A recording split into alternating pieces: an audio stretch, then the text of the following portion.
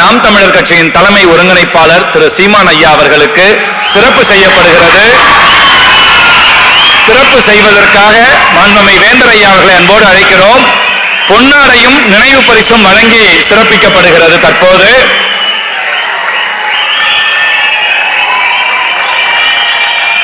நினைவு பரிசு வழங்கி சிறப்பிப்பவர் நமது மாண்பமை வேந்தர் ஐயா அவர்கள். செந்தமிழே உயிரே நரும் தேனே செயலினை மூச்சினை உனக்களித்தேனே என்றார் பாரதிதாசன். இந்த தமிழையும் தமிழ் தேசியத்தையும் தம் பேச்சாய் மூச்சாய் உயிராய் நினைத்து வாழ்ந்து வரும் நமது நாம் தமிழர் கட்சியின் தலைமை ஒருங்கிணைப்பாளர் திரு சீமான் ஐயா அவர்களை அன்போடு சிறப்பு உரையாற்ற அழைக்கிறேன்.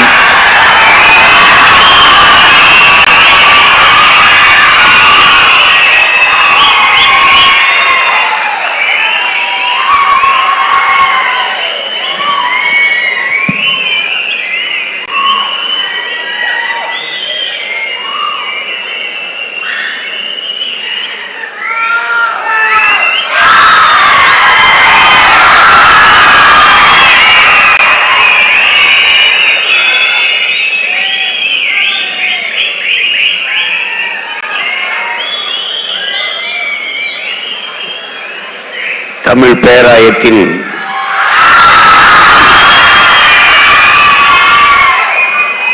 தலைவர் பெருமதிப்பிற்குரிய முனைவர் கரு நாகராஜன் அவர்களே,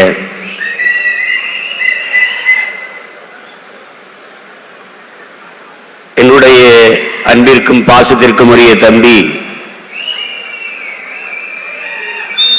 வளாக நிர்வாகி இரா அருணாச்சலம் அவர்களே, இந்த நிகழ்வை அழகு தமிழால் தொகுத்து வழங்கிக் கொண்டிருக்கிற நெறியாளர் முனைவர் ஜெய் கணேஷ் அவர்களே,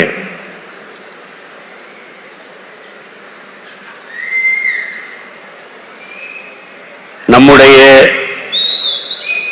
பேரன்பிற்கும் பெரும் மதிப்பிற்கும் உரிய பெருந்தகை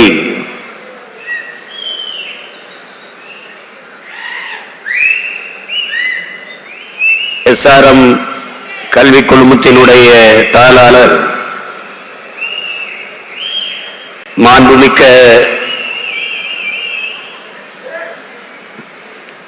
நம்முடைய ஐயா பாரிவேந்தர் அவர்களுக்கும், அரங்கிலே நிறைந்து அமர்ந்திருக்கிற நாளைய என் தமிழ் சமூகத்தை ஒரு வலிமை மிக்க வளமை மிக்க தமிழ் சமூகமாக மாற்றி படைக்க காத்திருக்கிற இளைய தலைமுறை புரட்சியாளர்களே, என்னுயிர் தம்பி தங்கைகளே,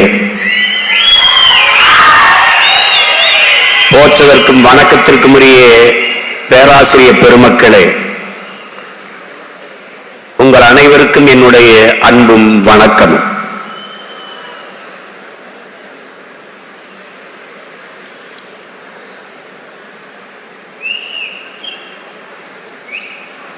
தமிழ் பேராயம் என்ற ஒரு அமைப்பை தொடங்கி அதன் மூலமாக நம்முடைய அன்பு பிள்ளைகளுக்கு நல்ல தமிழ் பேசுகிற வாய்ப்பை ஏற்படுத்தி கொடுத்திருக்கிற நம்முடைய பாரிவேந்தர் ஐயா அவர்களை எவ்வளவு எவ்வளவு பாராட்டினாலும் அது தகும்.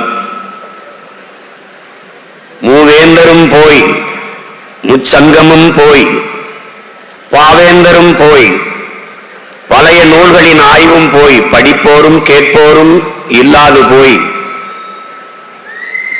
தமிழ்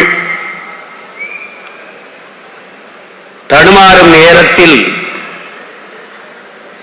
நம்முடைய பாட்டன் வள்ளல் பாண்டித்துரை தேவர் அவர்கள் 4ஆம் தமிழ்ச்சங்கம் தொடங்கி அன்னை தமிழுக்கு அரும்பணியாற்றினார். அதற்கு பிறகு இன்று நம்முடைய வள்ளல் பாரிவேந்தர் அவர்கள் தமிழ் பேராயம் என்ற ஒரு அமைப்பை தொடங்கி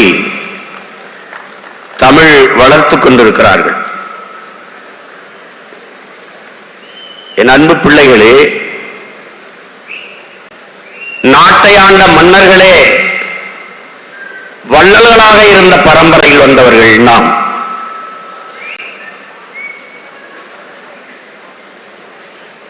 பாரி, ஓரி, பேகன், ஆய், நல்லி, அதியமான் என்று 7 வள்ளல்களை கொண்ட இனத்தின் பிள்ளைகள் நாம். அதிலே ஆகச் சிறந்த வள்ளல்களாக பாரியும் பேகனும் போற்றப்படுகிறார்கள். அதற்கு காரணம், ஒருவன் கேட்டு கொடுப்பது கொடைதான். ஆனால் கேட்கும் போது அவன் தன் தன்மானத்தை இழந்து விடுகிறான். அதனால் அது ஆகச் சிறந்த கொடை அல்ல. கேட்காமல் கொடுப்பதும் கொடைதான். ஆனால் அதனிலும் சிறந்த ஒரு கொடை இருக்கிறது. அதுதான் கேட்கும் திறனற்ற உயிர்களுக்கு கொடுக்கிற கொடை. அப்படி மயிலுக்கு போர்வையை கொடுத்தான் பேகன். மயில் போர்வையை கேட்கவில்லை, குளிரில் நடுங்குகிறதோ என்று அஞ்சி கொடுத்தான். முல்லைக்கு தேரை கொடுத்தான் பாரி.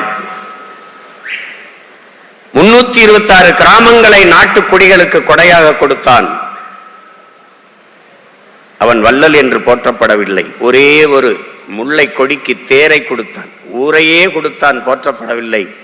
முல்லை கொடிக்கு தேரை கொடுத்தான், வள்ளல் என்று போற்றப்படும்.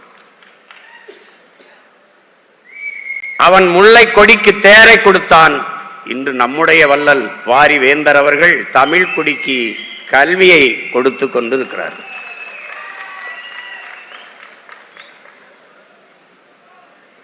தமிழுக்கு அமுதன்று பேர், அந்த தமிழ் இன்பத்தமிழ் எங்கள் உயிருக்கு நேர் என்றான் நம்முடைய தாத்தன் புரட்சி பாவலன் பாவேந்தன். அதே கருத்தை பாவேந்தன் சொன்ன கருத்தை இன்று முன்மொழிந்து அதையே வளர்த்து கொண்டிருக்கிறார்கள் நம்முடைய பாரிவேந்தர் அவர்கள். என் அன்பு பிள்ளைகளே,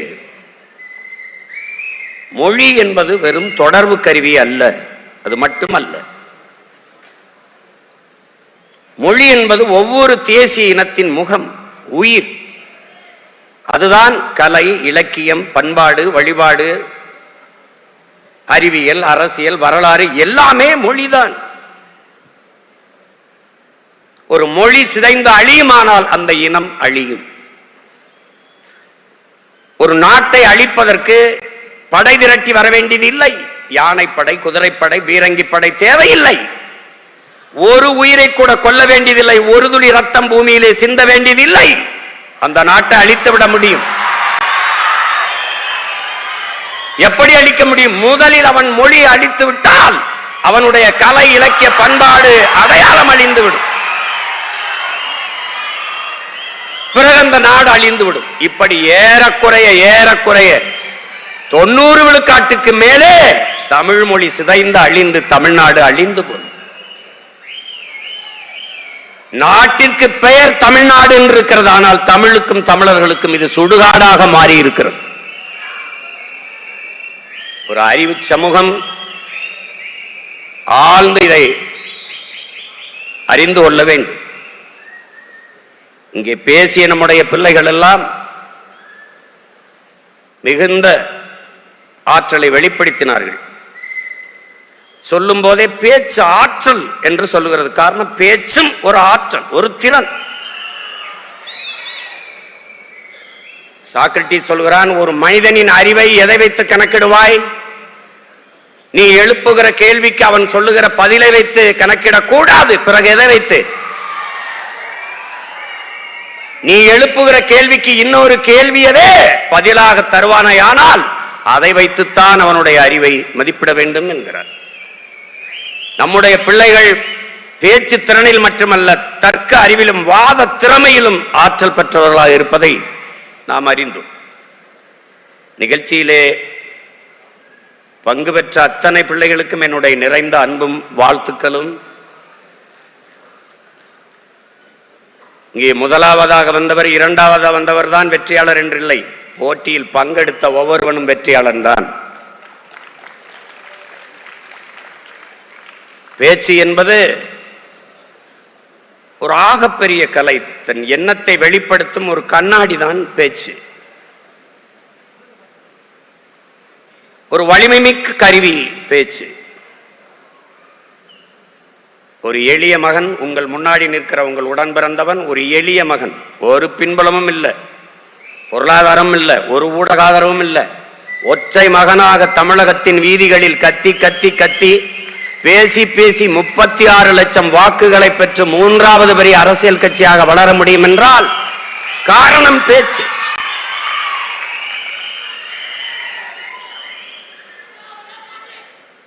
தமிழ் ஒரு பேச்சு மொழி அல்ல, அது மூச்சு மொழி. மூச்சு மொழி என் அன்பு பிள்ளைகளே, மூச்சு மொழி. எங்கள் வாழ்வும் எங்கள் வளமும் மங்காத தமிழ் என்று சங்கே முழங்கு. எங்கள் பகைவர் எங்கோ மறைந்தார், இங்குள்ள தமிழர்கள் ஒன்றாதல் கண்டே. திங்களோடும் செலும்பரிதி தன்னோடும் விண்ணோடும் உடுக்கலோடும் மங்குள் கடல் இவற்றோடும் பிறந்த தமிழோடு பிறந்தோம் நாங்கள். ஆண்மை சிங்கத்தின் கூட்டம் என்று சிறியோருக்கு ஞாபகம் செய், முழங்கு சங்கே முழங்கு.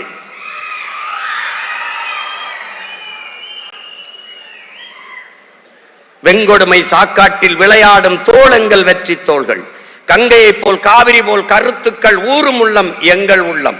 வெங்குருதி தனில் கமழ்ந்து வீரம் செய்கின்ற தமிழ் எங்கள் மூச்சாம் என்று மூச்சுங்கிற தமிழ்.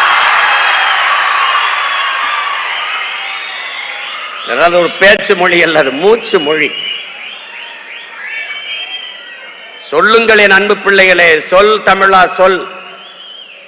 அதில் சொல்லுங்கள், நீங்கள் உலகத்தின் தலை சிறந்த இனத்தின் பிள்ளைகள் என்ற பெருமிதத்தும் திமிரோடும் சொல்லுங்கள்.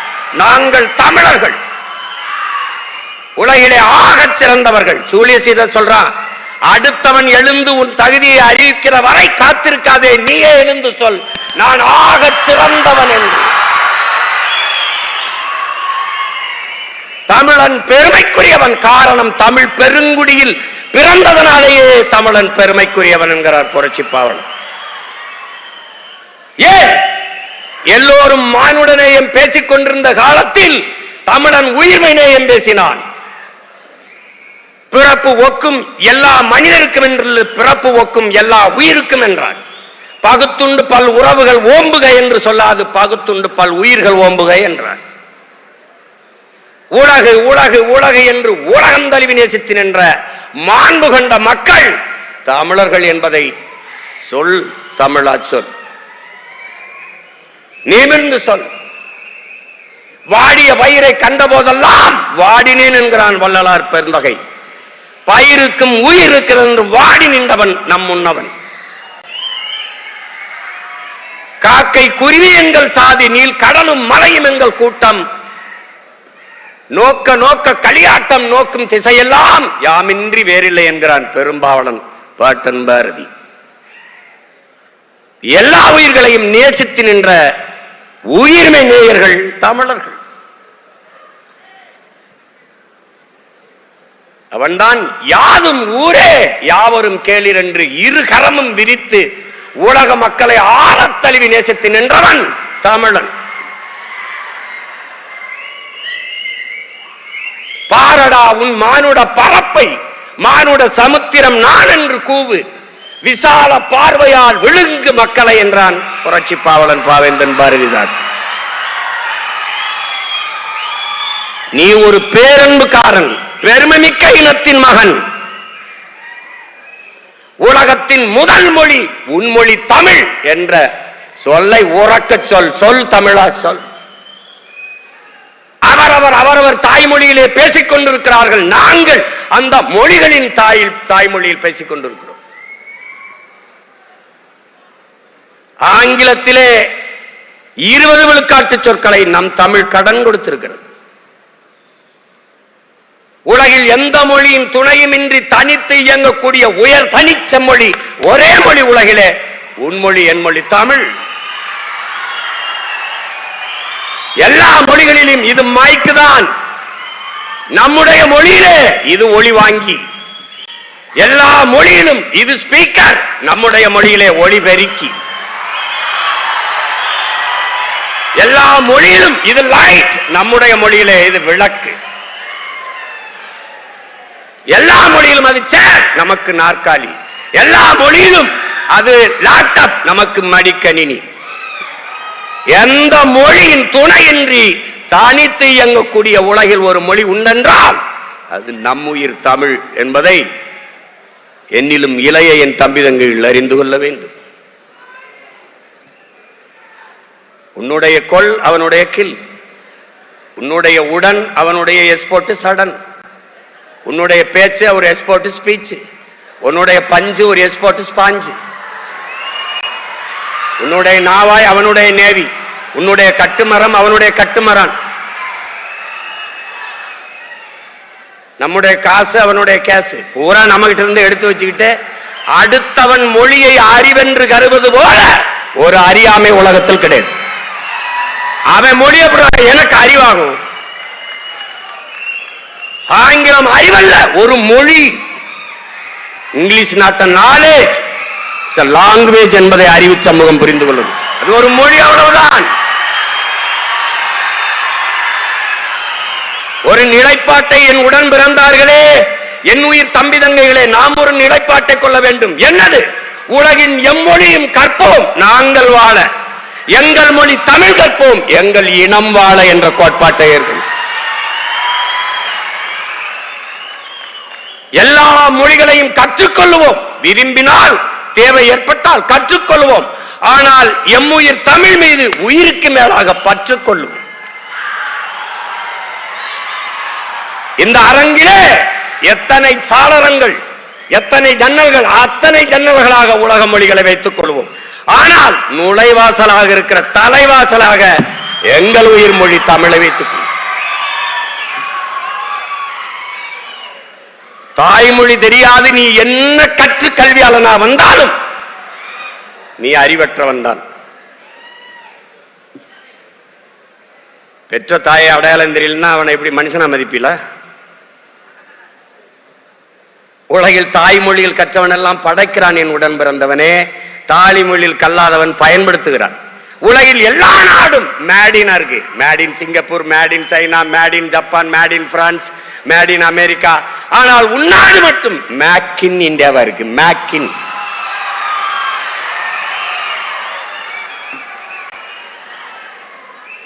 தாய்மொழி கல்வி என்பது குழந்தைக்கு தாய்ப்பால் போல, அதை கொடுக்காதும் ஒருவித தேசத்துறவு குற்றம் என்கிறார் நல்ல அண்ணல் காந்தியடிகள். அறிவார்ந்த என் தம்பி தங்கைகளை புரிந்து கொள்ள வேண்டும். தமிழ் என்பது வெறும் மொழி அல்ல, நம் முகம். உங்கள் முன்னால் நிற்கிற உங்கள் உடன் பிறந்தவன் என்ன சாதி தெரியாது, என்ன மதம் தெரியாது. ஆனால் என் வாய் வழியே வருகிற என் மொழி தமிழ் என்னை அடையாளப்படுத்துகிறது. நான் தமிழன் என்று அடையாளப்படுத்துகிறது. அதுதான் என் அடையாளம். நீ உலகின் எந்த ஓரத்துக்கு சென்றாலும் நீ யார்? அவன் கேட்பான், ஹூ ஆர் யூ? அங்க போய் ஐ ஆம் மேன்லாம் சொல்லிட்டு கூடாது. அப்புறம் குரங்கு நினைச்சு கேட்கலையா? அப்படி இல்லை. நீ எந்த மொழியில் பதில் சொல்கிறாய் என்பதை பார்ப்பதற்காகவே அவன் கேள்வி எழுப்புகிறான். உலகில் எங்குவோ ஐ ஆம் பிரான்ஸ் கிடையாது, ஐ ஆம் பிரெஞ்சு அப்படிதான் கை குலுக்குவான். இங்கிலாந்துக்கு போ, பிரிட்டனுக்கு போ, ஐ ஆம் பிரிட்டிஷ் கிடையாது, ஐ ஆம் இங்கிலீஷ் அப்படிதான் அறிமுகப்படுத்துவான். ஏன்னா அதுதான் அவன் அடையாளம். எழுதுங்கள் என் நெற்றியில் நான் இஸ்லாமியன் என்று இன்று முகமது தர்வீஸ் முழக்கத்தை முன்வைக்கவில்லை. என் உடன் பிறந்தவனே, எழுதுங்கள் என் நெற்றியில் நான் அரேபியன் என்று. அப்படிதான் எழுதினான், அப்படிதான் முழக்கத்தை முன் வச்சான். அதுதான் நம்ம அடையாளம். அதை விட்டுறக்கூடாது. மொழி அழிந்தால் மொழியை பாதுகாத்த இனம், கடுகளவு இருந்தாலும் மொழியை பாதுகாத்த இனம் மலையளவு உயர்ந்து வாழுங்கிறான். மொழியை அழிய கொடுத்த இனம் மலையளவு இருந்தாலும் கடுகளவு சிறுத்து வீழுங்கிறான்.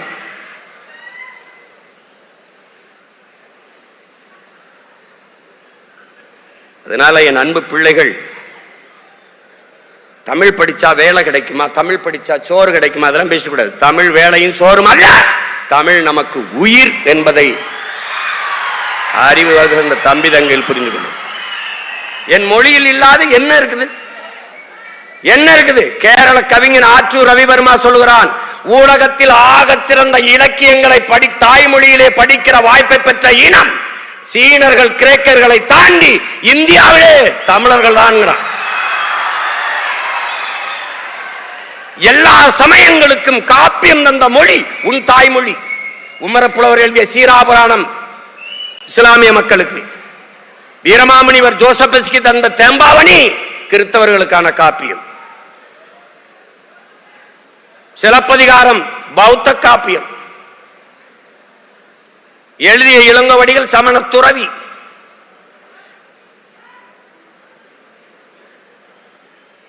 மணிமேகலை ஒரு பௌத்த காப்பியம், உங்களுக்கு தெரியும். மூவேந்தரையும் இணைச்சு, சோழ நாட்டில் பிறந்து பாண்டி நாட்டில் இறந்து சேர நாட்டில் தெய்வமாயி போனால் கண்ணகி பெருமாட்டி, 3 வேந்தரையும் இணைத்து ஒரு மாபெரும் காப்பியத்தை தந்தவன் இளங்கோவடிகள். இதுல என்ன இல்ல? பகுருளி ஆற்றுடன் பன்மலை அடுக்கத்து குமரிக்கோடும் கொடுங்கடல் கொள்ள வடதிசை கங்கையும் இமயமும் கொண்டு தென் திசை ஆண்ட தென்னவன் வாழி உன் வரலாற்று பதிவு செய்கிறான். மருங்கு வண்டு சிறந்த ஆர்ப்பம் மணிப்பாடாது பொறுத்து கருங்கையில் கண்விழித்து ஒழுகி நடந்தாய் வாழி காவேரின்னு காவேரியை வரவேற்று பாடுகிறான் இளங்கோ. முல்லையும் குறிஞ்சியும் முறைமையில் திரியும் நல்லி இயல்புலந்து நிலம் நடுக்கமுட்டு பாறை எனும் படிமம் கொள்ளுங்கிறான். எவ்வளவு பெரிய அறிவியல், எவ்வளவு பெரிய புவியியலை பாடுறான் பாரு. முல்லையும் குறிஞ்சியும் மலையை அழிச்சு காட்டை அழிச்சிட்டேன்னா நிலம் நடுக்குற்று நல் இயல்பை இழந்து பாலை எனும் படிமம் கொள்ளும். இன்னைக்கு என்ன ஆயிருது? ஒரு மலை இல்ல, வெட்டி தின்ட்டான். அதுக்கு பேரு குவாரி. வாரி வாரி மலையை மண்ணை அள்ளி திங்கிறதுனால அதுக்கு பேர் குவாரின்னு வச்சுட்டான். அறிவு சமூகம் சிந்திக்க வேண்டாமா? உன்னால் உருவாக்க முடியாத ஒன்றை உனக்கு அளிக்கிற உரிமையை யார் வந்ததுன்னு கேட்கிறான் EF சுமாஸ்டர். வளங்களை சுரண்டி கொழுப்பதே வளர்ச்சி என்று கட்டமைத்தவன் யார்? கற்பித்தவன் யார்? காட்டை வெட்டி அழித்தால் நட்டு வைத்து விடலாம், தண்ணீரை உறிஞ்சி வைத்தால் தேக்கி வைத்து விடலாம். ஆனால் மணலையும் மலையையும் யார் உருவாக்குவது? இயற்கையின் அரும்பெரும் கொடை. மழை இல்லாத நிலம் பாலைவனமாகி விடும்ங்கிற அந்த அடிப்படை அறிவில்லாதவர்களுடைய ஆட்சியை கொடுத்து விட்டு அல்லாடி கொண்டிருக்கிறோம்.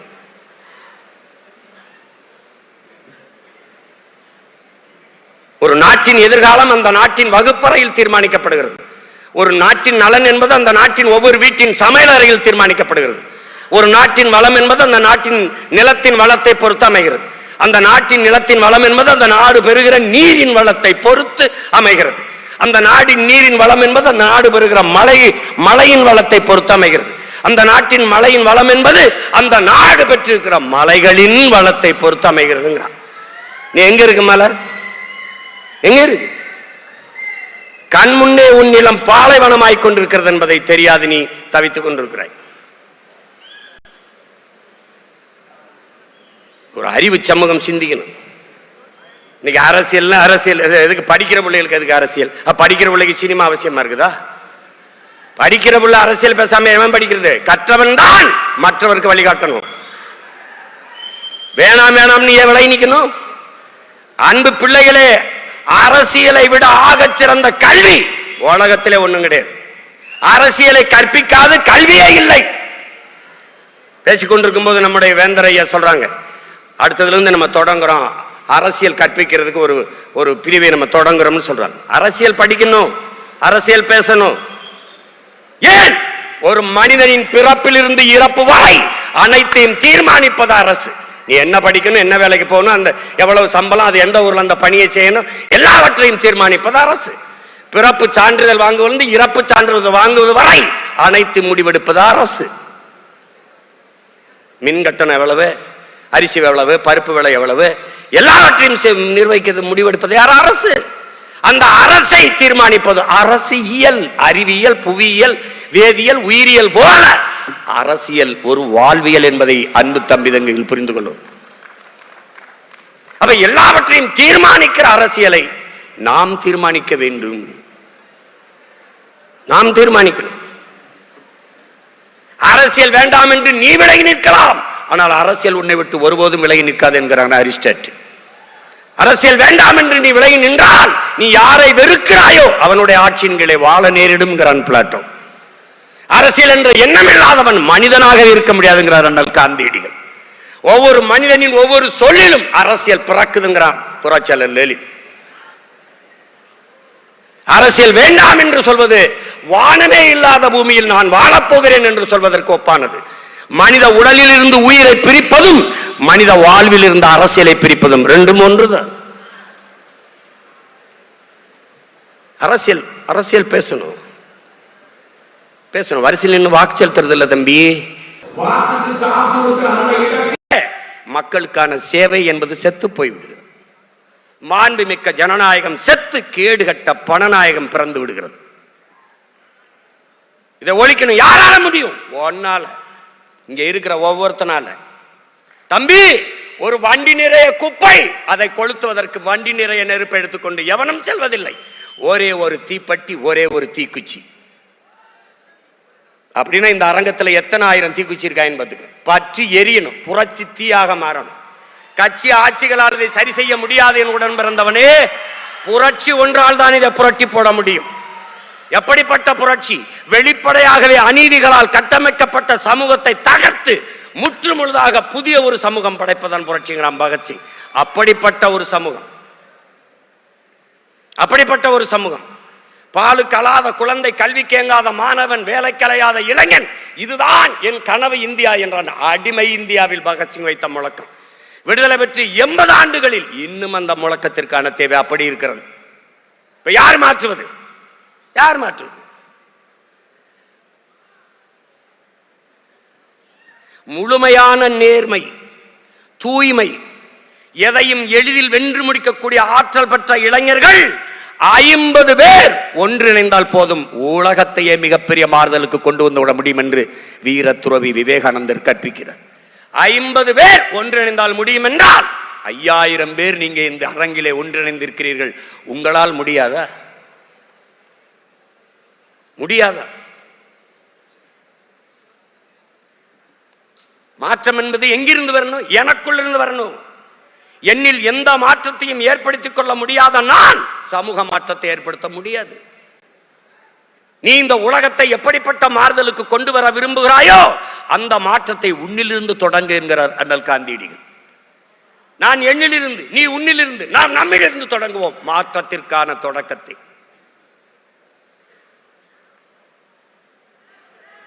ஒரு அறிவு சமூகம் ஆழ்ந்து சிந்திக்கணும். இலவசம் இலவசம் எல்லாம் கொடுக்குறான். 5000 ரூபாய் கொடுக்குறான், 10,000 ரூபாய் கொடுக்குறான். எங்கிருந்து அவங்க அப்பன் சொத்தை வித்துட்டா கொடுக்குறான்? எங்கிருந்து கொடுக்குறான்? என்ன பரம்பரை சொத்தா?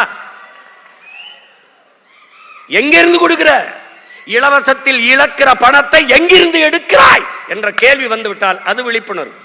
அந்த இடத்துல தான் மாற்றத்துக்கான சிந்தனை பிறக்குது. எங்கிருந்து கொடுக்கிற? ஆறுதலால் காயங்கள் ஆறுவதில்லை, அழுவதனால் எதையும் அடைந்து விட முடியாது, தூறல்களால் பயிர்கள் விளையாது என்கிறார் நம்முடைய தவத்திரு குன்றக்குடியில் அடிகளார் அவர்கள். என் தேச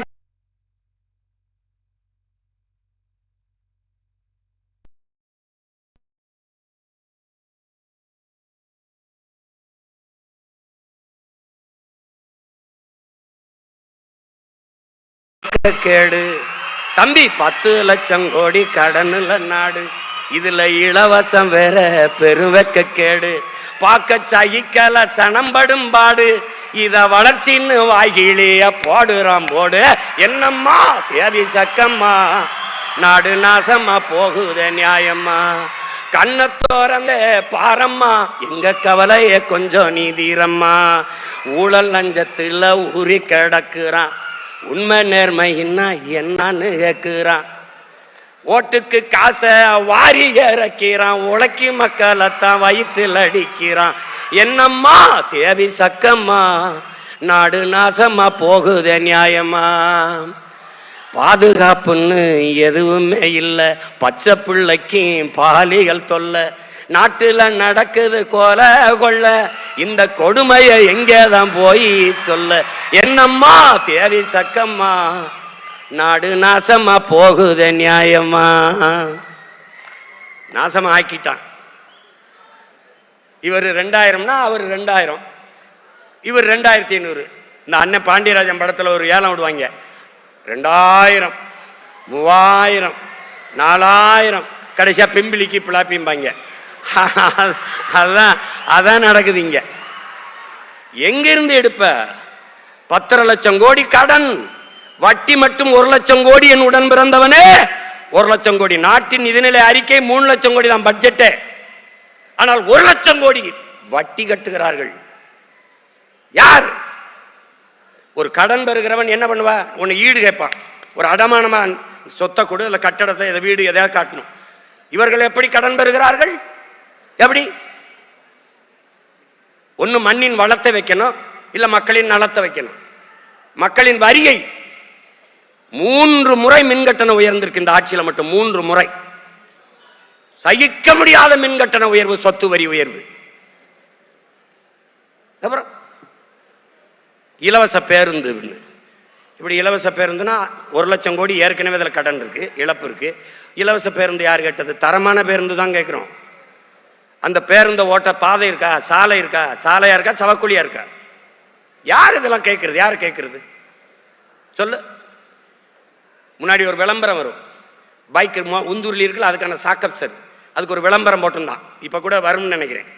ஒரு பொம்பளை பிள்ளை என்ன பண்ணு, 4 குடத்தை அப்படி வச்சுக்கிட்டு நிற்கும். அவன் ஒரு மோட்டர் சைக்கிள் இப்படி வருவான், உந்தூரில் வருவான். வந்தவொடனே கையை காட்டும், ஏற்றிக்கிடுவான், குடத்தை பிடிச்சிக்கிறோம். அதாவது குண்டும் குழியுமா இருக்கிற பாதையில் கூட கீழே விழாம அந்த அப்படி குதிங்க அழகா போகுதுன்னு சாக்கப் சார் விளம்பரம். இப்போ நம்ம கிட்ட சொல்ற பைத்தியக்கார பயல, பாதையை ரோட ஒழுங்கா போடுறா, ரோட ஒழுங்கா போடு. குண்டும் குழியுமா இருந்தா கூட பள்ளமேட்டில் கூட அப்படி விழவிடாம அந்த வண்டி போகுதுன்னு விளம்பரம்.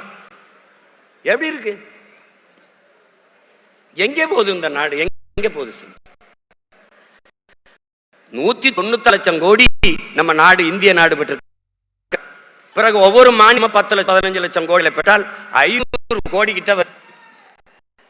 என் அன்பிள்ளைகளே, ஒரு கடன் பெற்று வீடே விஷம் குடி செத்ததற்கு, தற்கொலை பண்ணி செத்ததற்கு வீடு நாடு கடன் ஆயினால் என்ன ஆகும்? ஏன் இதை அறிவு சமூகம் சிரிக்கிறது இல்லை? இப்படி கடன் பெற்று இந்த 5 ஆண்டு கால ஆட்சியில் மட்டும் 4.5 லட்சம் கோடி கடன். கேள்வி என்ன? கடனை வாங்கி தண்ணீரை வடைஞ்சிட்டீங்களா? தரையற்ற மின்சாரம் கொடுத்துட்டீங்களா? பயணிக்க நல்ல பய போட்டீங்களா? ரோட்டிங்களா? அருமையான போக்குவரத்தா? இல்ல என்ன கொடுத்துருக்கு? என்ன காசு? எதையாவது ஒன்றை நாட்டு மக்களுக்கு நிறைவேற்றிருக்கிற ஒரு நலத்திட்டத்தை சிறப்பா ஏதாவது சொல்லு. ஒரு நாடு வளர்ச்சி என்று கட்டமைப்பதே கடனின் வளர்ச்சியை தான்.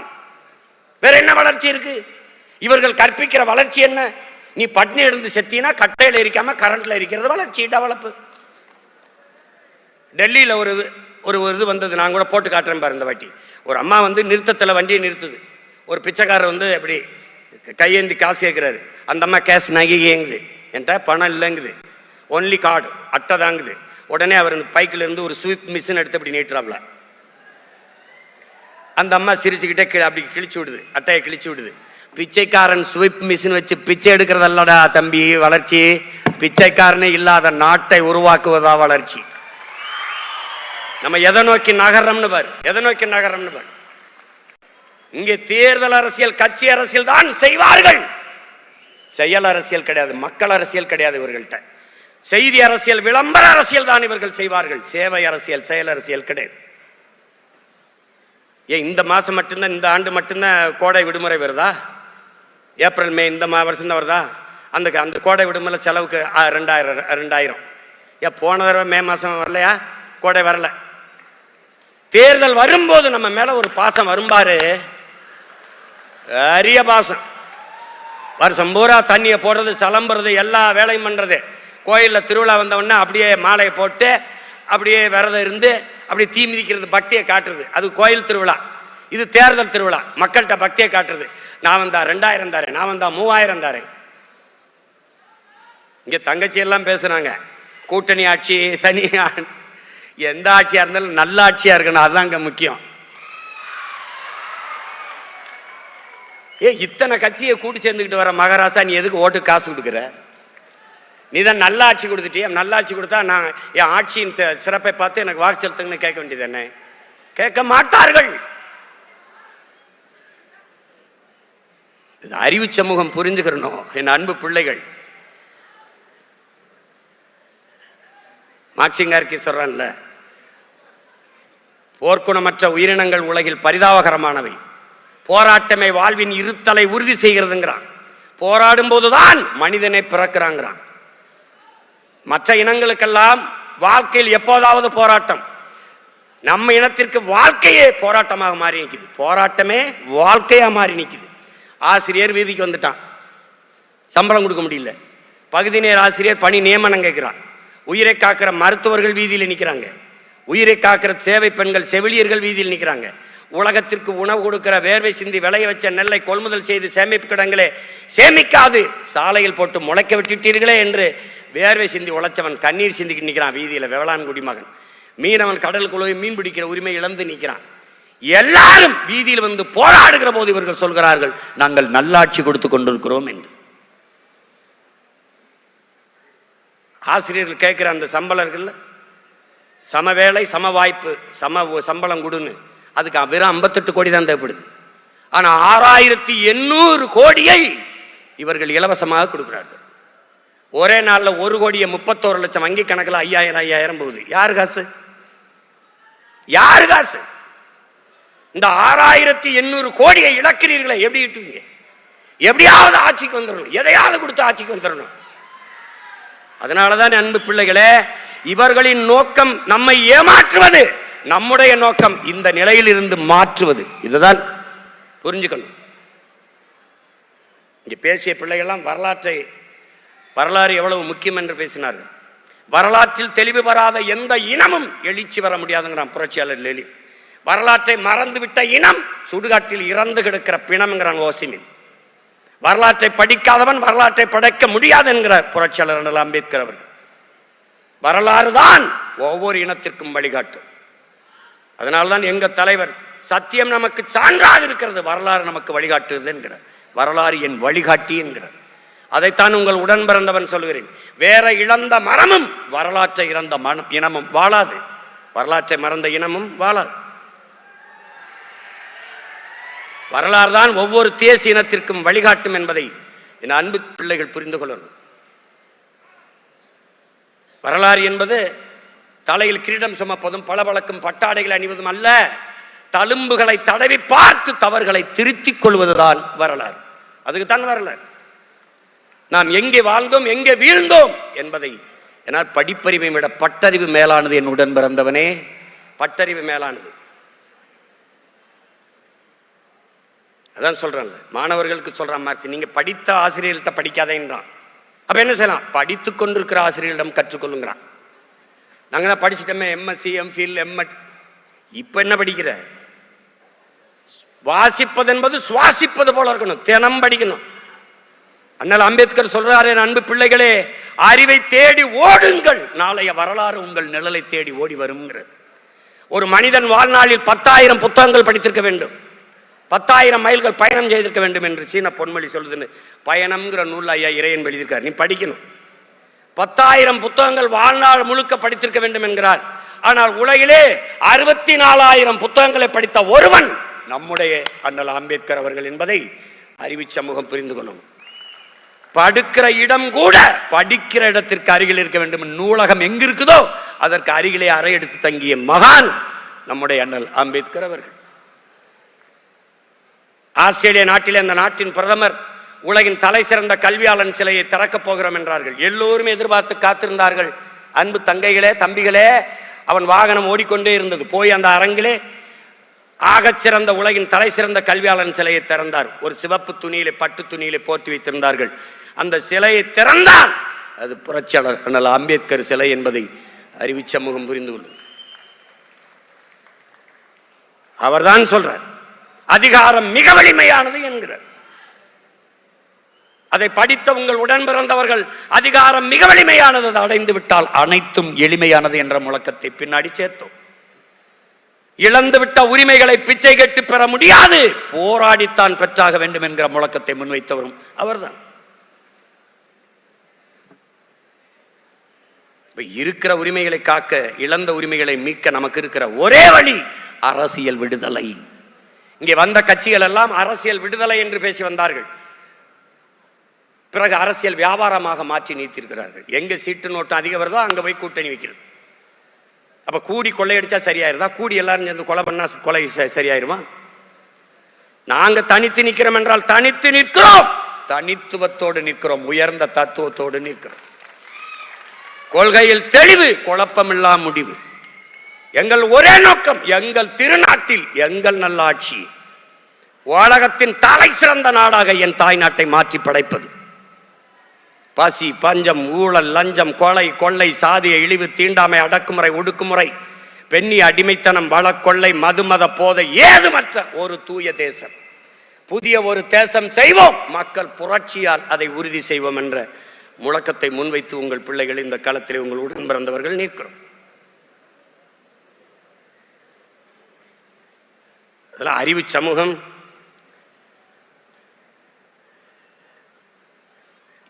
இப்படியெல்லாம் ஒரு அரிய வாய்ப்பை தமிழ் இனத்தில் முன்னவர்கள் செய்யறதுக்கு யாரும் இல்லை. பணம் இருக்கிறவன்ட்ட இன உணர்வு மான உணர்வு இருக்காது, மான உணர்வு இன உணர்வு கொண்ட பணம் இருக்காது. இங்கே இரண்டும் இருக்கிற ஒரே ஒரு மனிதன் நம்ம இடத்தில் வாழ்கிறார் என்றால் நம்முடைய பாரிவேந்தர் ஐயா அவர்கள் தான். அந்த பாட்டில் தாயே, தமிழ் தாயே எங்களை மன்னிச்சுக்க, தமிழ்நாட்டை ஆள்றதுக்கு ஒரு தமிழ் இல்லையானு எங்கள் ஐயாவுடைய குறைய போக்கத்தான் அவர் பிள்ளை தொடர்ந்து போராடிக்கிட்டு இருக்கேன். தொடர்ந்து போராடிட்டு இருக்கேன். பல பேர் என்னையும் காலி பண்ணுறதுக்கு எப்படியாவது அந்த கூட்டணிக்குள்ள போயிரு, எப்படியாவது போயிரு. அவங்க வந்து பேசுறதெல்லாம் பாருங்க, இவ்வளவு கோடி கொடுக்குறோம், இவ்வளவு ஆயிரம் கொடுக்குறோம், இத்தனை ஆயிரம் கோடி கொடுக்குறோம், இவ்வளவு பதவி கொடுக்குறோம், நீங்கள் நல்லா இருப்பீங்க, நான் நல்லா இருப்பேன், நாடு மக்களுக்கு நாசமாயிருவாங்க, பரவாயில்லையா? எப்படி இருக்கு பாருங்க. பதவி என்பது மக்களுக்கான உதவியா இருக்கணும். மக்களை வைத்து பிழைப்பதல்ல அரசியல், மக்களுக்காக உழைப்பது தான் அரசியல். இந்த கோட்பாட்டை பிரிந்து கொண்டு ஒரு தலைமுறை வரணும். மாசத்துங்க சொல்றான், இந்த உங்களை மாதிரி இருக்கிற பலாயிரக்கணக்கான இளைஞர்களை கூட்டி வச்சு சொல்றான். என்ன சொல்றான்? எல்லாரும் எழுதி எழுதி வச்ச எழுதாத வெள்ளைத்தாள்களை எனக்கு தாருங்கள்ன்றான். ஏன்னு கேட்குறான், எல்லாரும் எழுதி எழுதி வச்சதில் நான் என்ன புதுசாக எழுதினாலும் அது சரியா வராது. நான் ஆகச்சிறந்த ஒன்றை எழுதப் போகிறேன், அதனால் எனக்கு எழுதாத வெள்ளைத்தாள்களை தாருங்கள். அப்படி எழுதாத வெள்ளைத்தாள்கள்கிட்ட வந்து பேசுறது காரணம் அதுதான். அண்ணன் பேசுனது உங்களை மகிழ்வித்தான் நான் மகிழ்வேன். ஒரு நொடியனும் சிந்திக்க வைத்தால் நான் பிறந்த பயனை அடைவேன். உடன் பிறந்தவனே, நான் பிறந்த பயனை, என் பிறவி பயனை அடைவேன். இதனால ஒரு அறிவு சமூகம், உங்கள் கல்வி, உங்களுடைய ஆற்றல் இந்த சமூக மாறுதலுக்கு வித்திட வேண்டும். இந்த சமூக மாறுதலுக்கு நீங்கள் பாடுபட வேண்டும். தன்னலமற்று உண்மையும் நேர்மையுமாக இந்த மண்ணுக்கு மக்களுக்கும் உழைக்க வேண்டும் என்கிற உறுதியோடு என் அன்பு பிள்ளைகள் வர வேண்டும். இன்று அறிவு கருவறையில் இருக்கிறீர்கள். நாளைக்கு இந்த கல்வியை கொண்டு இந்த தமிழ் சமூகத்தின் மாறுதலுக்கு, அதன் உயர்விற்கு நீங்கள் அரும்பாட ஆற்ற வேண்டும் என்ற அன்போடு உங்களை வேண்டுகிறேன். வாக்கு என்பது வலிமை மிக்க ஒரு ஆயுதம். மதிப்புமிக்க நம் உரிமைகளை சில ரொட்டி துண்டுகளுக்காக விற்பதென்பது அவமானகரமானது என்கிறார் அண்ணல் அம்பேத்கர். என் அன்பு பிள்ளைகளே, நீங்கள் உங்களை சார்ந்த உறவினர்கள், நண்பர்களிடத்திலே சொல்லுங்கள், வாக்கை விற்பது கூடாது. கொள்கை இல்லாத அரசியல் பாவம் என்கிறார் அண்ணல் காந்தியடிகள். கொள்கை இல்லாத அரசியல் வியாபாரம் என்கிறார் நம்முடைய தாத்தா தெய்வ திருமகன் முத்துராமலிங்க தேவர் அவர்கள். இதை இரண்டையும் நாம் செய்யக்கூடாது என்கிற எண்ணம் உங்கள் எல்லோருக்கும் இருக்க வேண்டும். நீங்கள் என் அன்பு பிள்ளைகளே, உங்களுக்கிடத்திலே உங்கள் உடன் பிறந்தவன் கேட்கிறேன், பொழுதுபோக்கு தளத்தில் இல்லாது போராட்ட களத்தில் உங்களுக்கான தலைவனை தேடுங்கள். காத்தடிக்கிற திசையெல்லாம் பறந்து போகிற பதறாக இல்லாமல் புயலே அடித்தாலும் அதே இடத்தில் கிடக்கிற வீரியமிக்க நெல்மணிகளாக இருங்கள். நீங்கள் மாசேத்துங் சொன்னது போல இந்த நாடு உங்களுடையது, எங்களுடையதும் கூட, ஆனாலும் நாடு உங்களுடையது என்று இளைஞர்கள்டே அவன் சொன்னதை என் உயிர் தம்பி தங்களிடத்திலே உங்கள் அண்ணன் சொல்லுகிறேன். இந்த நாடு உங்களுடையது. இந்த நாட்டை வளமையான ஒரு புரட்சிகரமான நாடாக மாற்றி படைக்க வேண்டிய பொறுப்பும் கடமையும் உங்கள் ஒவ்வொருவருக்கும் கையளிக்கப்பட்டிருக்கிறது என்பதை உணர்ந்து கற்றறிந்த மேன்மக்களாக வந்து இந்த நாட்டை மேம்படுத்த அரும்பாடு ஆற்றுங்கள். இந்த நிகழ்வு சொல் தமிழா சொல் என்பது மூலமாக எத்தனை வீரியமிக்க விதைகள் இந்த களத்திலே, இந்த நிலத்திலே முளைத்து வருகிறார்கள் என்பதை பார்க்கிறீர்கள். அவர்கள் பேசும்போது தடையின்றி அந்த தமிழை எடுத்து பேசுகிறார்கள். பெரும்பாலும் அவர்கள் ஆங்கிலம் கலவாமல் பேசுகிறார்கள். ஒன்றுதான் உங்களிடத்திலே உங்கள் உடன் பிறந்தேன் சொல்வேன், ஆங்கிலம் பேசினால் ஆங்கிலத்திலே பேசுங்கள், குறைந்தபட்சம் அந்த மொழியை பெருமைப்படுத்துங்கள். தமிழ் பேசினால் தமிழிலே பேசுங்கள், நம் தாய்மொழியை தயவு செய்து வாழ வையுங்கள். ரெண்டையும் சேர்த்து புதிதாக தங்கிலீஷை உருவாக்கி விடாதீர்கள். தொலைக்காட்சியில் எதையா திரும்பினா பாருங்க, ஏன்டா மச்சான் டென்ஷனாக இருக்க, ஃபீல் பண்ணாதடா, கரெக்டாகிரும்டா, எல்லாம் திங்க் பண்ணி ஃபீல் பண்ணி வாக் பண்ணியாக பேசி என் அன்னை தமிழை பன்னி தமிழாக மாற்றியதை தவிர இவர்கள் ஒன்றும் செய்யும். அதிலிருந்து நல்ல தமிழை வளர்க்க வார்க்க இந்த சொல் தமிழா சொல் நிகழ்ச்சி பயன்படுகிறது. அதை தமிழ் பேராயம் ஒரு பெரும் பணியாக செய்கிறது. அந்த தமிழ் பேராயத்தை தோற்றுவித்த எங்களுடைய போற்றுதற்கும் வணக்கத்திற்குரிய பெருந்தகை நம்முடைய வேந்தர் ஐயா அவர்களுக்கும், அதன் தலைவராக இருந்து அரும்பாடாற்றி கொண்டிருக்கிற ஐயா கரு நாகராஜன் அவர்களுக்கும், எல்லா வழியிலும் துணை நிற்கிற என்னுயிர் இளவல் அருணாச்சலம் அவர்களுக்கும், பசி நேரமாகிவிட்டது, செவிக்கொண்டது உள்ளாத போது சிறிது வயிற்றுக்கு மீயப்படுங்கிறான். இருந்தாலும் என் அன்பு பிள்ளைகள் இவ்வளவு நேரம் அண்ணனுடைய உரை கேட்டு நீங்கள் அமர்ந்திருக்கிறது எனக்கு பெருமையும் மகிழ்ச்சியும். இப்போது கலைவோம், இன்னொரு முறை இணைவோம். புரட்சி எப்போதும் வெல்லும், நம் வெற்றி அதை சொல்லும். வணக்கம்.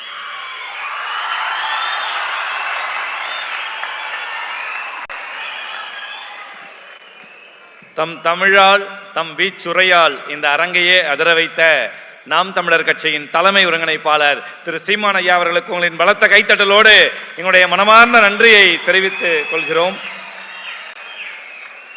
இவ்வளோ நேரம் பொறுத்தீங்க, அந்த வெற்றியாளர் யாருன்னு தெரிஞ்சுக்கிட்டு போயிடல எல்லாரும். இன்னொரு 10 நிமிடம் பொறுங்க.